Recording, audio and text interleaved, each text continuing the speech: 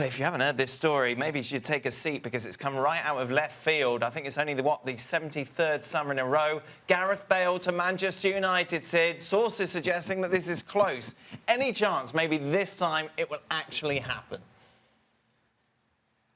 Sources suggesting this isn't close at all. Certainly the sources I've been speaking to today, that this story has come out of nowhere, that this story doesn't mean anything at this stage. I mean, obviously, look, it wouldn't be the first time, A, that things have been denied when they have been happening, B, that things change, that situations change, and of course it wouldn't also be the first time, C, that stories happened that turned out not to be true. I think one of the key things to bear in mind here is that the situation with Gareth Bale has become very, very difficult. There's no two ways about that. That the relationship between Bale and Zidane isn't perfect. But Bale's sense of his role in the Real Madrid team is not a good one right now. He doesn't feel like he's playing in the kind of positions he wants to play. And obviously what we've seen over the last, 3-4 weeks now is that he's not playing at all. Or at least he's not playing the really, really big games that Zidane has seen other options. And that Zidane believes maybe that Bale is not as entirely committed to his view of what Real Madrid should be as he would like.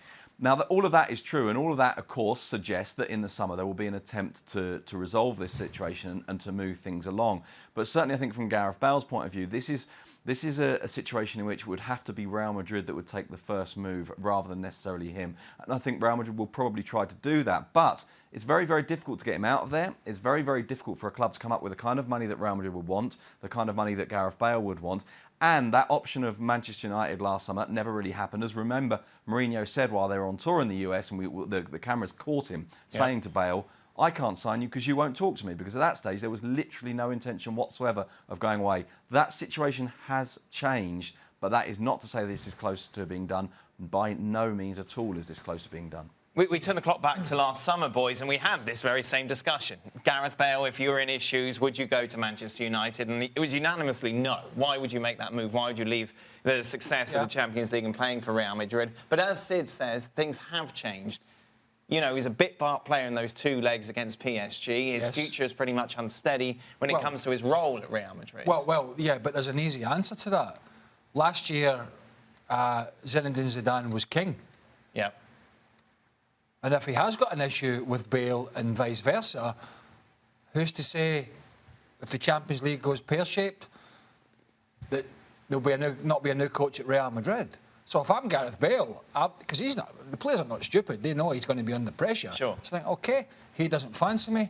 Chances are in 3 months' time, he might not be the coach of Real Madrid. I'm just going to sit tight. Say he is the coach, Stevie, and he does stay on. If you're Gareth Bale, do you start to initiate a move? Yeah, I think when you figure out that he is staying, unless he can sit around for another 12 months after this season, but I don't see how he would want to do that. So that's really for me what it depends on. If Zidane stays, which I think he will, I think he's got enough in the bank with 2 Champions Leagues in the back-to-back. I think he's still got enough to stay another season. That's not good news for Bale, so I would expect maybe next season. So gets knocked out the Champions League. I think he's got plenty in the bank. 2 Champions Leagues, back-to-back. You know, we've been saying it about other teams. There are not that many great coaches around or even available. I think he's got enough in the bank that he'll stay. I think if I'm Gareth Bale, and I can see that Isco and Asensio are playing well in front of me. I'm not getting a game. This is Gareth Bale we're talking about. When he plays for Wales, he plays in that free role. He's a player that we've seen over the years, you know, playing freely for the Welsh side. But when he's at Real Madrid, he looks as miserable as sin. He doesn't look a happy guy. So if I'm Gareth Bale at the age that I'm at, and I'm not playing first-team football, I want to play first-team football. I want to instigate. I want to say, look, if you're not going to use me, I've got to go and play. Where does he fit in at Man United, though? Well, I mean, you know, I think we'll all agree he loves to play a free role.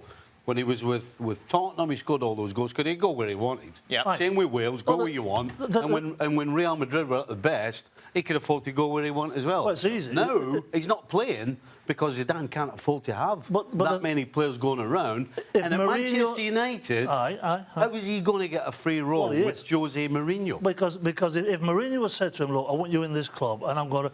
He's not just going to say... He doesn't do that. Well, he would do it with Gareth Bale. Because, look, he's got... Well, no, Stevie, I'm looking from an English viewpoint.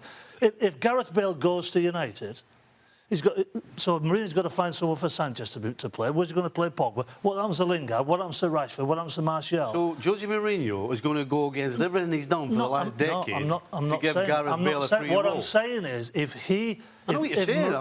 I just don't understand where it's coming from.